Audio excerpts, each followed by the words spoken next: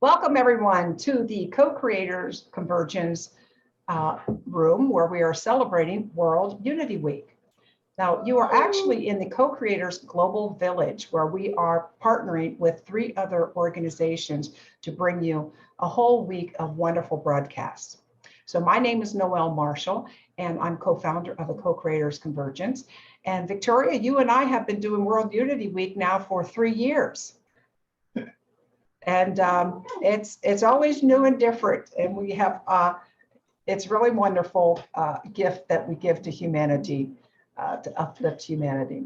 So you have brought us a wonderful gift tonight, a gift, Steve Diamond, who is going to be speaking with us tonight. And I just ask people, just stay muted so we can have a smooth flow. Put any questions and comments that you have in the chat. And if you also have one of these devices available, we are going to be live streaming to the Co-Creators Convergence Facebook page, as well as World Unity Week. And you could help spread Steve's message if you share that once we go live. So anyway, without any further ado, Victoria, I am going to turn it over to you. Okay, thank you, Noelle. And Noelle and I go back many, many years to 2012 when we worked with Barbara Marx Hubbard together. So it's so great to be on your program on the Co-Creators Convergence. So let me tell you a little bit about Steve Diamond. So my association with Steve Diamond goes back to a man named Kenneth George Mills. That's when we met. And Kenneth George Mills is a proponent of the absolute standpoint, the direct path, it's called. And he is a speaker, a musician, an artist, a poet, a true Renaissance man. And if you want to hear more about him, Ron and I are doing a event on Thursday at 3:30 called Creative Facets of Unity. And if you go on my homepage, my Facebook page, Victoria Friedman, you'll see that there. And you could come hear more about Kenneth Mills. So, Steve, first of all, I want to tell you that Steve is a brilliant man. He's very, very brilliant. And brilliant meaning also radiant. And everything that he offers, he has been through in personal experience. And that is something very important. And when I heard he was doing this, I felt like, oh my God, I've heard a lot of things about mindfulness in my long stretched time on the path, but hearing it for somebody who has studied non-duality, teachings of Zen Buddhism, teachings of Advaita Vedanta, and also been mentored by Kenneth George Mills, well, that's a different story. So Steve has had many, many talents. He's a former singer, and he's a software architect, and he was a political candidate. I don't really know much about that, but I'd love to know more. He has guided meditations and played nearly 30,000 times on Insight Timer mobile app, and they rated them 4.6 out of 5. Now, he's also the founder of More Than Mindful, and just now he's launched the Relaxation Solution, the secret of a stress-free living. And I can just say that it is so important. This is so important to us now because of what's going on. I just watched the news a little while ago. And we need these tools. We need to know what we're doing. We need to have that body alert and being able to give to humanity what we need to give. So I just want to thank Steve for doing this, for bringing his experience, all that experience to light here, to sharing it with us. Okay, Steve. Thank you so much, Victoria. Thank you, Noelle and Bob, also for inviting me. And I'm very pleased to be here talking to you all. What I'm going to talk about this evening, first I'll tell you a little bit, since many of you don't know me. I'll say a little bit about who I am, how I got here, how I came to be doing what I'm doing. And then I'll talk a little bit about the what I feel is the importance of what I'm doing. And then I'm going to give an actual demonstration. So you'll get to participate. It'll be interactive and viewer participation. You'll get to see what I'm talking about when I talk about the Relaxation Solution, which I'm using Relaxation Solution as the blanket name for the program of what I sometimes call the new mindfulness that I'm putting together. So to begin with, I was born and raised in New York City, and I then moved to Tucson, Arizona when I was around about 50 years ago, when I was right around, how old was I then? 20 or early 20s, and I've lived in Tucson ever since.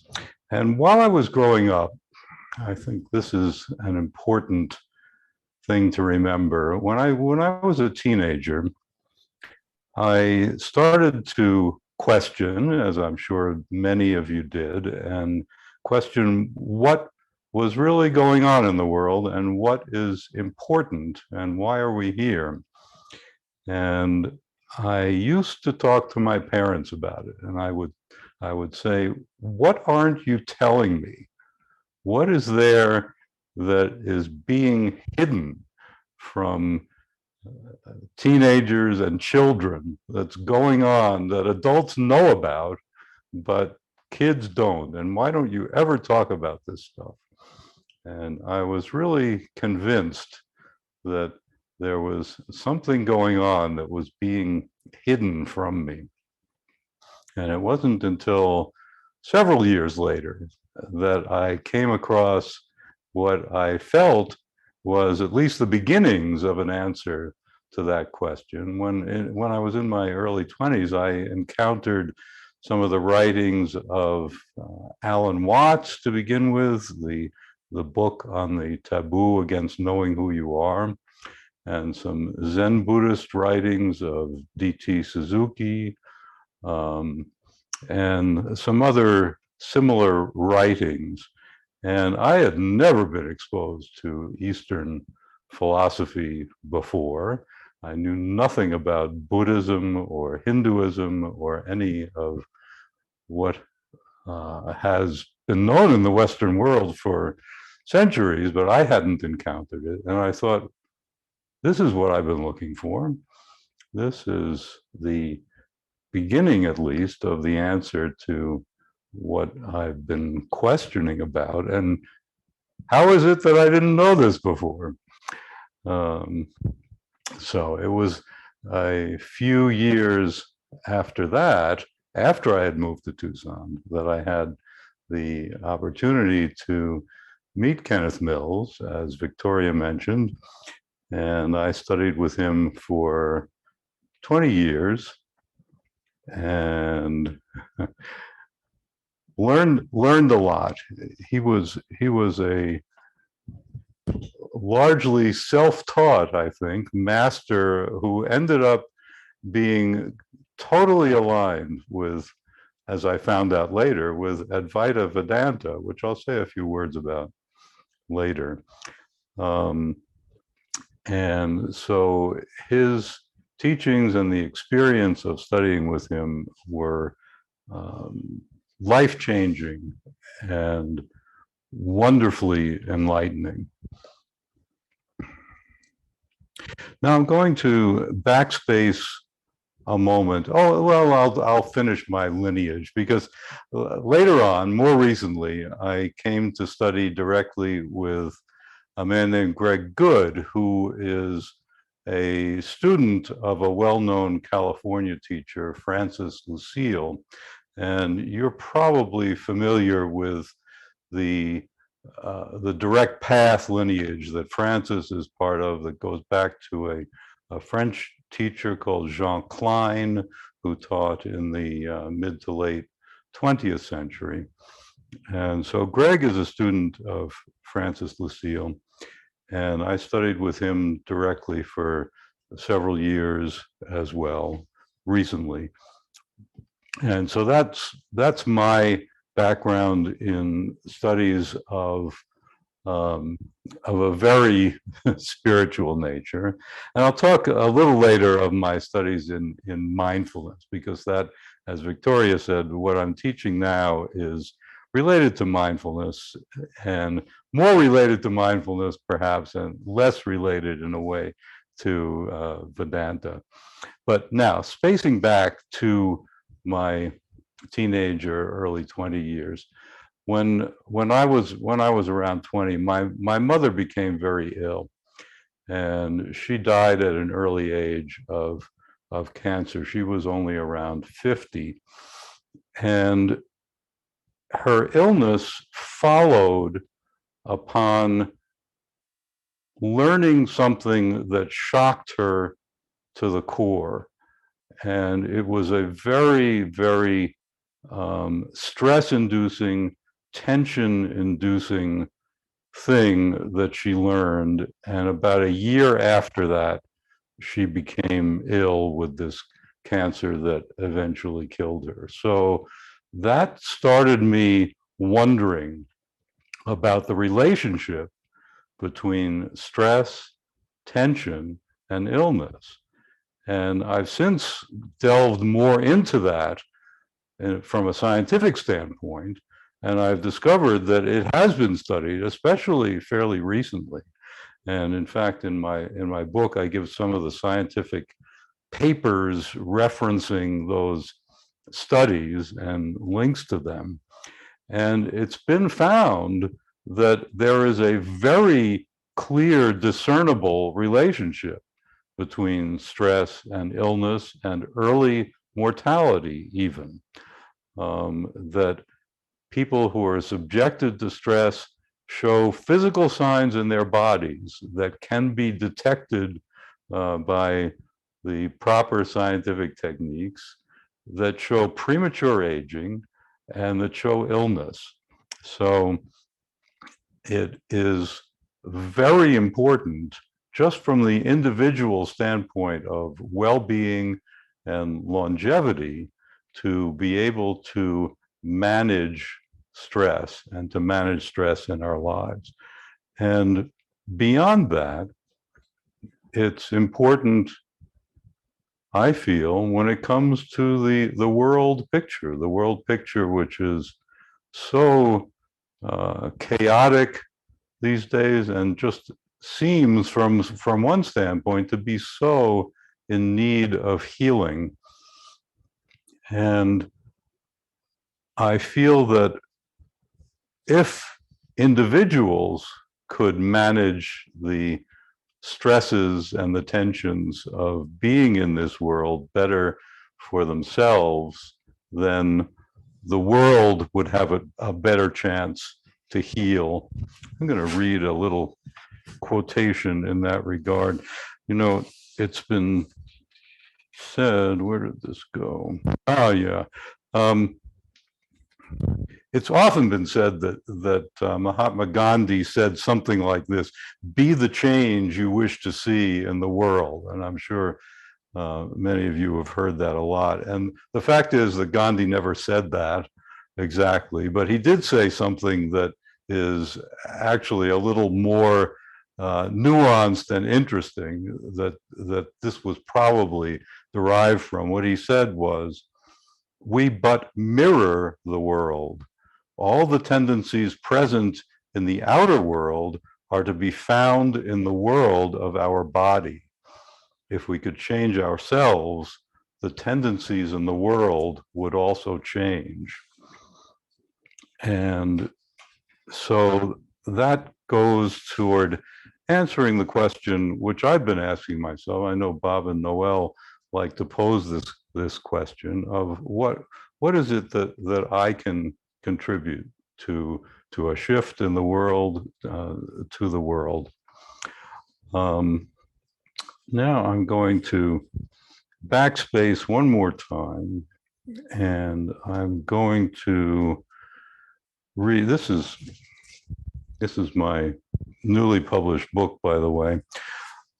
And I'm going to read from the introduction to the book, because this ties together the themes of mindfulness and Vedanta that I was talking about a moment ago. This is the first part of the book, the introduction. I'll put on my dramatic voice and frame of mind here. The car was out of control, veering and spinning across the highway. It didn't respond to the steering wheel or the brakes. It was only going to stop when it ran into some immovable object. I realized in that moment that there was nothing I could do to influence the outcome. I was entirely powerless. And in that moment of recognition, something wonderful happened. I became entirely calm, entirely still. I knew there was nothing I could do, so I was free from any pressure to do anything. All I had to do was watch and wait. Time slowed. My perceptions became sharp and vivid. I was curious, but not concerned about what was happening, unworried about what the next moment would bring. My mind was clear and open. Afterward, I thought, why isn't my experience always like this? What exactly made me feel so free? Is it possible to feel this free all the time? And I set out to find the answer. You may never have had such a dramatic experience, but I'm willing to bet you've had a taste of what I'm talking about. Have you ever been in the zone when playing sports or video games? That same sense of clarity and flow is what I felt.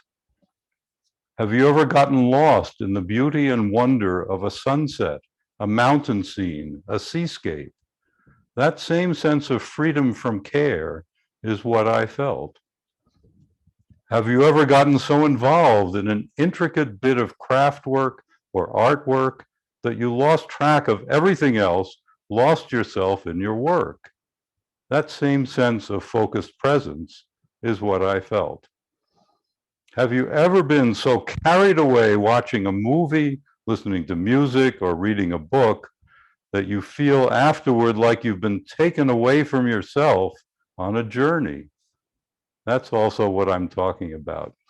All these states of mind are reminders that we are naturally free, that tension and worry are artificial discomforts we impose on ourselves because we've never been properly taught how to relax, how to go with the flow, how to be focused without being uptight.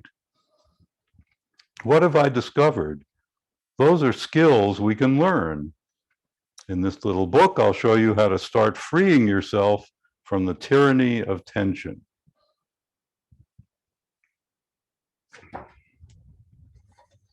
That's most of the introduction to my book. So how do I picture this program and what got me to, well, I'll go into my mindfulness training next. I had a long career. Victoria mentioned I was a software architect. I had a long career in information technology. I was everything from a programmer to a chief information officer at one time or another in the corporate world. And when I retired from that a few years ago, I had an opportunity. Well, first of all, I went and took I had heard about mindfulness. I read John Kabat-Zinn's pioneering book on the topic, Wherever You Go, There You Are, which I think is a wonderful book. And I had the opportunity to take a course in mindfulness-based stress reduction here in Tucson from a teacher who had studied directly with John Kabat-Zinn. And so I took this course, and I had practiced various kinds of meditation before, but this was a focused kind of instruction in several very particular kinds of meditation that are used in the secular mindfulness program that John Kabat-Zinn put together. So I practiced those. I learned to practice them, and I was fairly impressed with the curriculum, but I wasn't all that impressed with the teacher. And I thought to myself, gee, she doesn't seem to embody the same, embody the sense of poise and of equanimity that I would expect from someone who had studied this and practiced this deeply. I would expect something a little different. Now, maybe my expectations were skewed or too severe, and my judgment's too severe. I think that could well be the case. But in any case, I thought to myself, I could do this. I could do this maybe even better than that. And I have the background, even though I hadn't studied mindfulness in particular, not John Kabat-Zinn's version of it anyway. This is something that I could do and would like to do. And very soon after that, I had the opportunity from the local library system. The Tucson Pima County Library was looking for people to facilitate mindfulness sessions in the public library that would be open to library patrons. And so I signed up for the training, and I was able to train with a couple of other mindfulness teachers who were, I thought, very well equipped to train teachers. So that's how I got my mindfulness training. And I got my start teaching mindfulness by signing up as a teacher with the library system. And so I ended up, this was pre-pandemic by a few years. When it came to 2020, the library system totally shut down those in-person classes. But for several years before that, I gave, several dozen sessions of mindfulness teaching at various public libraries around the Tucson area. And they were always very well received. And I think that it makes a difference, as Victoria implied earlier, it makes a difference that I had a very deep background in spiritual studies, not only the secular mindfulness, but also some of the things that that were behind that. I know, John Kabat-Zinn himself studied those things before he brought them together into this, brought elements of them, I should say, together into the secular mindfulness program that he devised. So I think he would know what I'm talking about, but I'm not certain that all the people that have been trained in that brought as deep a background and absorbed as much of the entire picture as perhaps he did.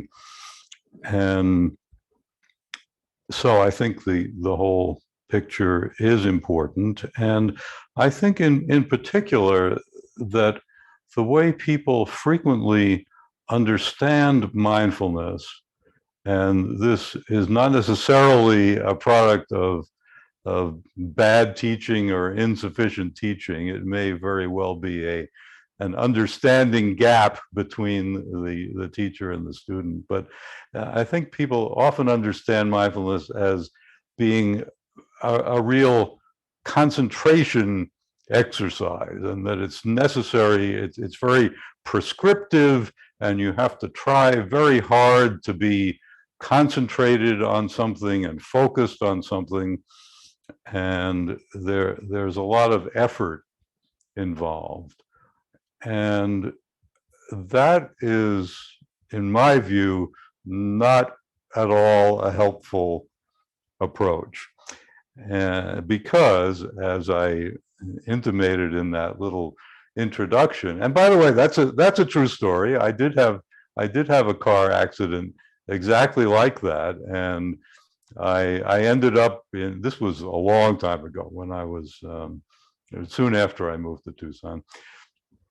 I ended up flipping the car, and I ended up in jail overnight because there was an open bottle of wine in the back of the car, which was a station wagon, although I had not been drinking while I was driving. And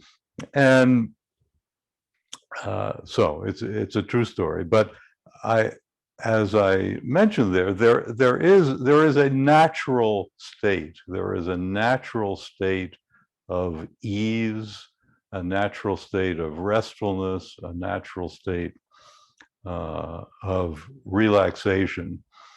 And it is possible to be in touch with that state. And if we make an effort during meditation, an effort to focus, an effort to do this or do that, or if we make an effort outside of meditation to be focused, I think that is moving away from the natural state of ease. It's not moving toward it, because what happens is that we end up paying attention to the effort and not to what the supposed object of the effort is. So that's why I call my approach a new form of mindfulness, the new mindfulness, although that some people, I'm sure, think that's very arrogant of me. Who am I to create a new form of mindfulness? It's just, it's my way of saying that it's a different approach than I often see around me. And I also I sometimes refer to my programs, the Relaxation Solution, as the self-help program for people who hate self-help programs. And I call it that for a similar reason, because I think that a lot of self-help programs they suffer from a couple of flaws. One is, and this is very common, they pump you up. They pump people up, and they motivate. They give them this short-term high of being motivated to make some changes or other, and it's really just setting you up for disappointment, because those highs don't last, and they're designed not to last. They're a little bit like drug highs, and the people who serially go into these self-help situations are a little bit like drug addicts, I think, because they experience these highs over and over. The second flaw that I see in many self-help programs is that they tell you how your mind works. And I don't think I could tell people how their mind works. You know how your mind works. I don't know how your mind works. But what I can do is to offer some tools that will help you explore how your mind works. And that's what I think mindfulness at its best can do. And that's what I hope to be able to bring to the world for helping individuals in their own lives to feel freer and happier, and helping to heal the world. As I mentioned earlier, I have one other quotation to read, and this is actually the epigraph in my book. This is from the late beloved Buddhist teacher Thich Nhat Hanh, who said, "It's very important that we relearn the art of resting and relaxing.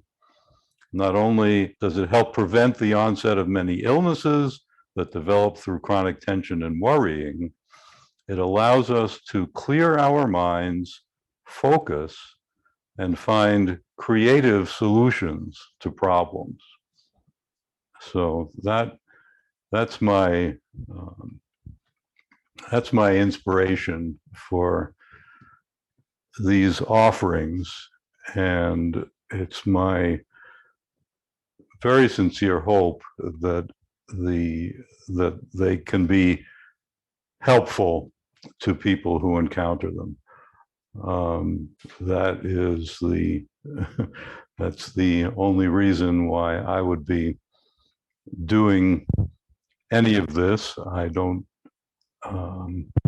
Yeah, it's not for personal self-aggrandizement or anything like that. So let me see here. Sorry, I'm referring to my notes and seeing what I've left out. No,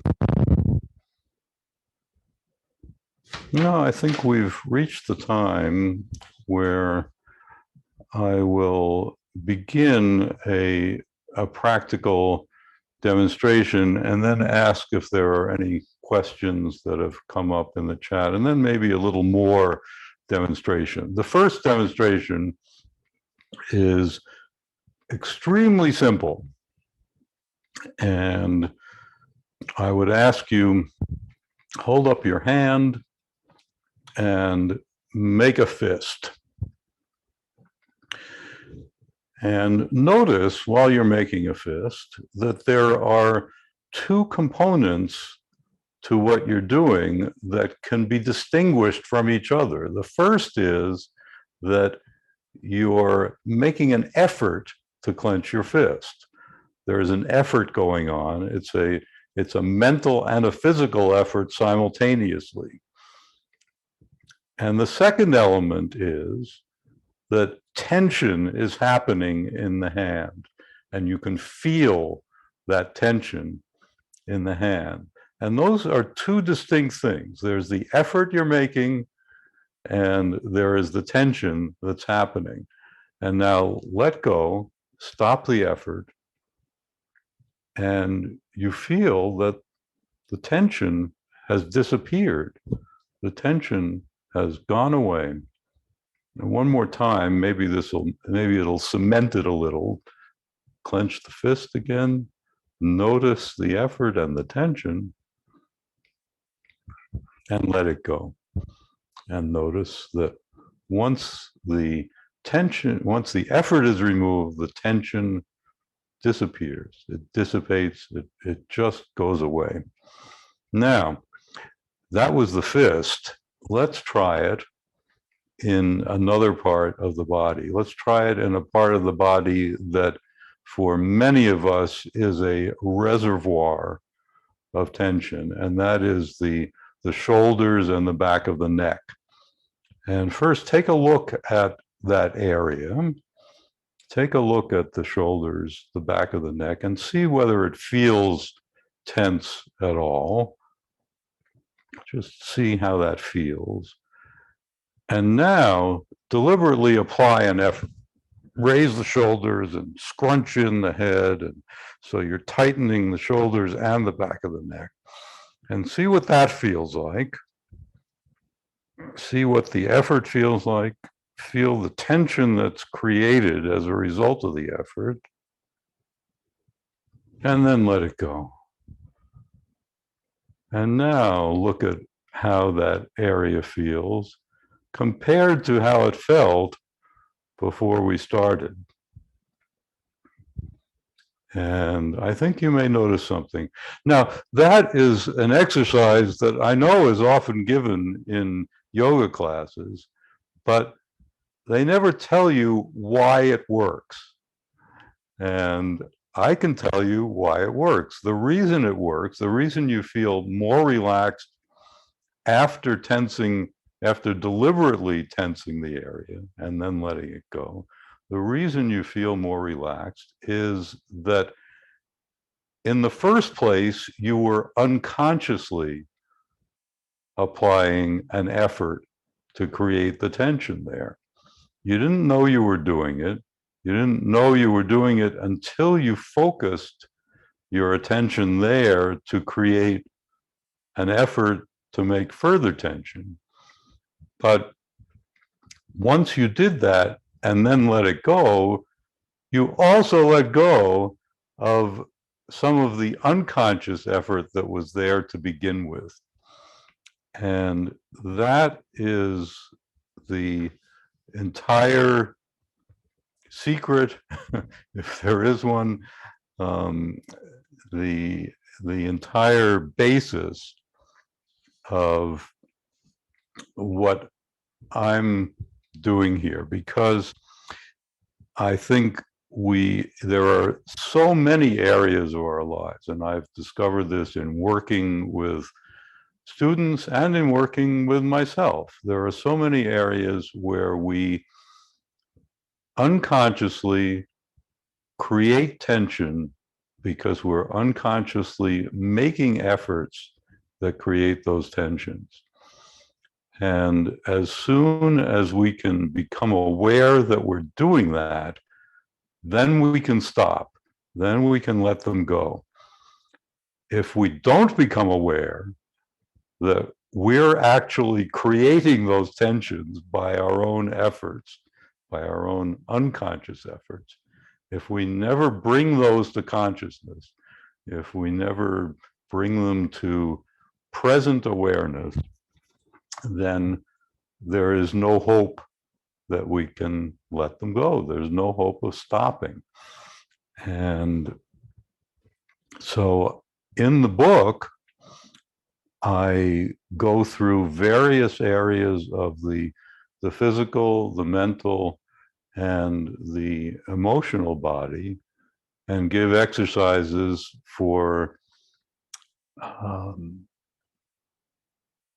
revealing those where we're making efforts, where we're holding on to tensions in the body, in the mind, in our emotional body, and how we can become aware of those and how we can let them go. So I could move on to another demonstration, but I'll pause here to see if there are any questions that have come in. Victoria, have you seen any? No, I haven't. I think everyone is so relaxed. I'm delighted to hear that. Great. I just have to say, Steve, this is so amazing in relation to effort. Effort, because that's such a deep teaching about what we make effort on and how that efforting actually stops us from receiving what we already have because we're efforting to get something. And so just hearing about it in the body is just so beautiful, and it makes so much sense. It's so real. Thank you. Does anybody else have questions? Thank you. I ask people to post your questions, but they're so relaxed. Okay. Well, let me then go on to another demonstration of this. This will show a hint, at least, of how this works in the emotional body. And so I will ask you, first of all, close your eyes, and I'm demonstrating how to close your eyes. I don't think you need that.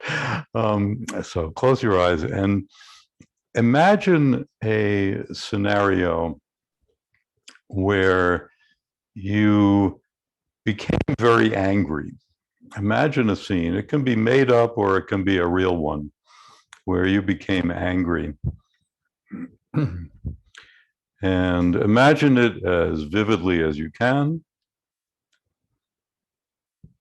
And call to mind what you saw, what you heard, what you smelled, tasted during that scene, everything, all the details, sensory details about the scene, how it played out.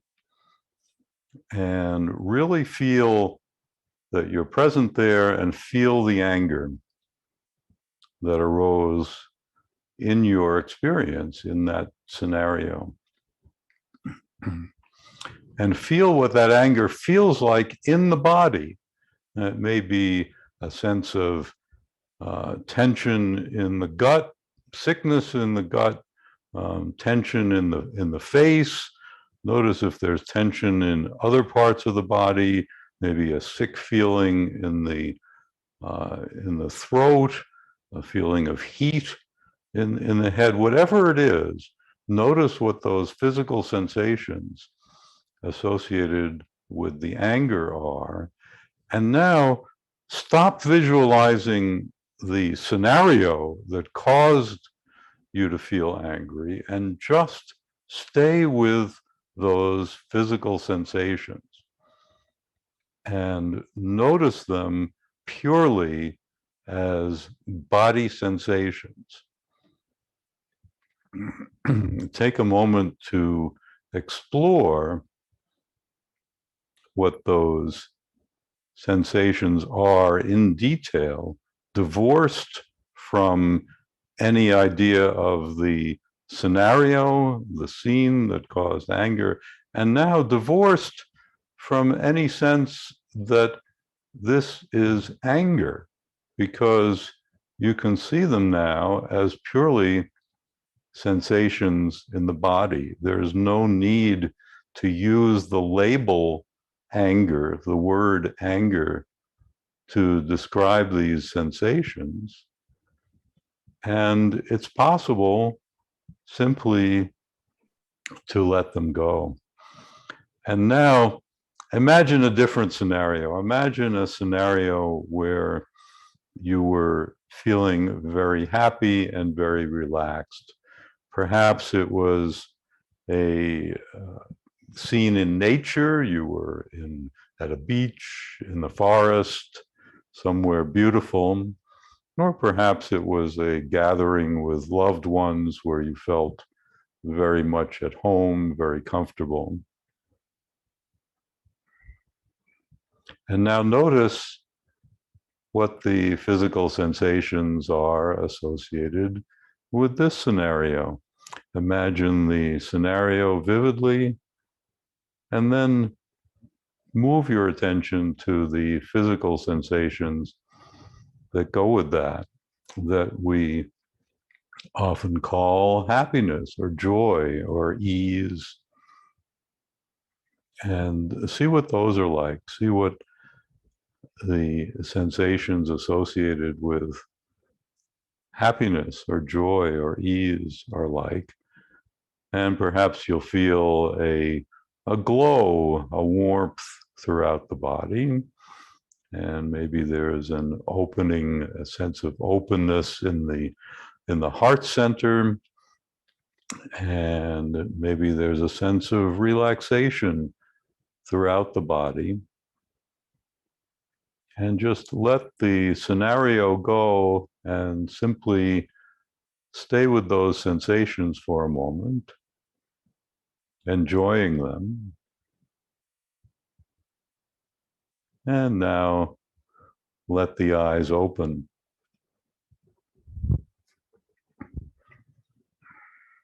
So that's a taste of how the emotional component of this can work. Let me give another taste of another part of the program, because I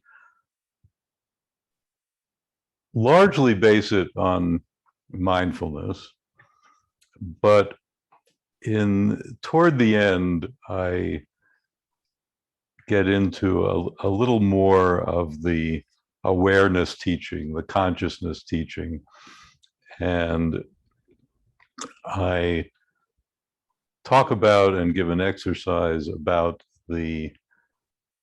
where is our true home.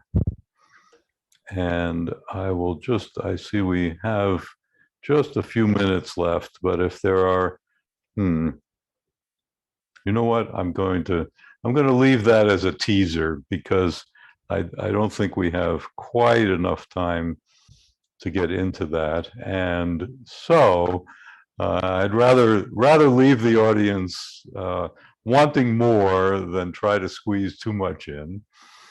And Victoria, perhaps this is the time to begin to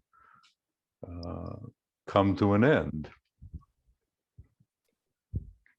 Oh, okay. Again, Steve, I think that's what you're giving is really, really important, because I think it does come out of that source that you've been so involved with, because it's all about awareness and not about changing anything, but just observing it, just seeing it. And I could never believe that just by looking at something that it could change, just by watching it through my consciousness, that it could relax, something could happen without my having to do it, you know. So that's really amazing. So what I wanted to just share with everyone is, if you want to know more about Steve, it is so simple. You can just go to stephendiamond.me. Well, perhaps you could put that in the church, stephendiamond.me. And there you will see a lot of things. You'll see, you can get the book right there. And also, you just have to put in your email and your first name, and you get a copy of the Relaxation Solution Quick Start Guide as a welcome gift. It's very, very simple, and you can buy the book. Everything has been made so streamlined, I can't believe it. So just go to stephendiamond.me. Okay, and I think now we want to see the book image. Noel, if you could show the book image. Okay, so here we have it, stephendiamond.me. So tell us about this meditating creature. Yeah, isn't that wonderful? I love that piece of artwork. This is a meditating sloth, and the art was actually done by a Ukrainian artist whose name, let me see if I can even pronounce it. Cover art by Alina Ozadchenko. And I licensed this image for use with my books and my course. And I'll say a couple words. The main book is what you see on your left. That is the Relaxation Solution, which is the introduction to the program. What you see on the right side of the screen is the workbook and journal that goes with it.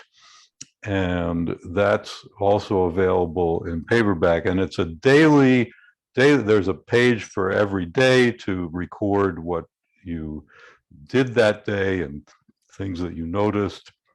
And there are weekly and monthly summary pages too. So the 52-week version of that workbook and journal is quite a thick book. It's got more than 400 pages, because there's one for each day. But I also have a 26-week and a 13-week version available if you want to get into it and try it out on in a shorter time span, or have a smaller book that you have to deal with.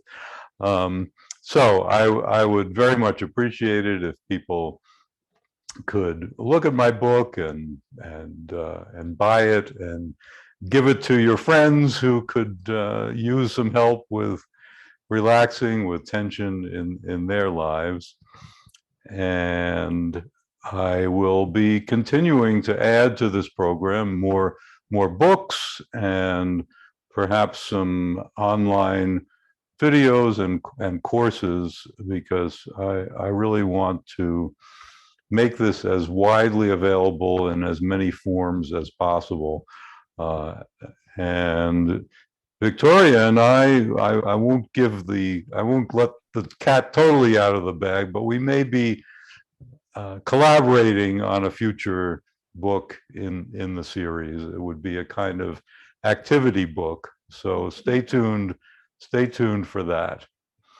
And I will say once again, thank you very much to Victoria, to Noel and Bob, and to everyone who has tuned in here today. It's been a great pleasure for me to see you and talk to you and to have a chance to talk about what I'm doing. Thank you. Okay, Steve, real quick, we do have some questions. Okay. Is this appropriate for someone who knows nothing about spirit or mindfulness? Yes, absolutely. It's a very introductory, starts at the very beginning. Okay, and Kristen says, thank you so much, Steve, for your gift to all of us. I've been practicing your method for a few months and pair this mindful relaxation with lion's mane mushrooms for added brain rewriting. I don't know what that is, but sounds like it's working. I'm glad. And one other, do you have recorded meditations? Yes, actually, there are recorded meditations that go with the book, and the book includes links to those recorded meditations. So you can get online directly from, I'll show you, there are both links and QR codes near the back of the book that you can just aim your phone at the QR code and stream the audio of the meditation. How modern. I love it. Thank you, Steve and Victoria, for bringing this wonderful program to us tonight. And if anybody has any questions, I'm sure Steve is available. Just know how to get a hold of him, stephendiamond.me. And Victoria, do you want to give us an email address? Yeah, you can reach me at info@vistarfoundation.org. Very good. Thank you, everyone, and good night. Thank you for being here.